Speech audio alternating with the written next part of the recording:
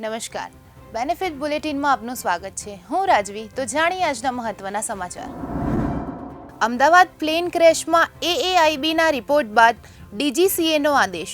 તમામ ભારતીય registered ફ્લાઇટના engine fuel સ્વિચનું તપાસ કરવાનો આદેશ. 21 જુલાઈ પહેલા ફ્યુલ સ્વિચની તપાસ પૂર્ણ કરવા આદેશ.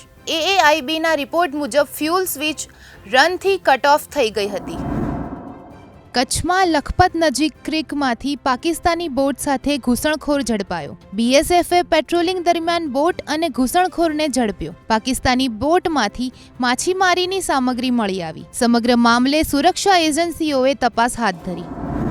રાજકોટના મેળા એસોસિએશને કરી સાંસદ પુરુષોત્તમ રૂપાલાને રજૂઆત. રાજ્ય સરકારની SOP મામલે સાંસદ રૂપાલાનું મોટું નિવેદન. રૂપાલાએ સ્પષ્ટ કહ્યું, મેળો તો રાઇડ સહિત જ થવો જોઈએ. અમદાવાદ, રાજકોટ, ગોંડલ, ધોરાજી સહિત રાઇડ સંચાલકોએ કરી સાંસદને રજૂઆત.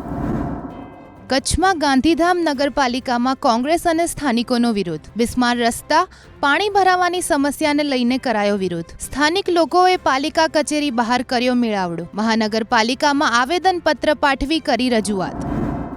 રાજ્યમાં છેલ્લા 24 કલાકમાં 122 તાલુકામાં વરસાદ. પાટણ, ડેડિયાપાડા અને કપરાડામાં 2.5 ઇંચ ખાબક્યો વરસાદ. હવામાન વિભાગ દ્વારા આગામી 7 દિવસની વરસાદની આગાહી. સિઝનનો સરેરાશ 49.96% જેટલો વરસાદ વરસી ચૂક્યો છે. તો આવા જ મહત્વના સમાચારો જાણવા માટે જોડાયેલા રહો બેનિફિટ ન્યૂઝ સાથે.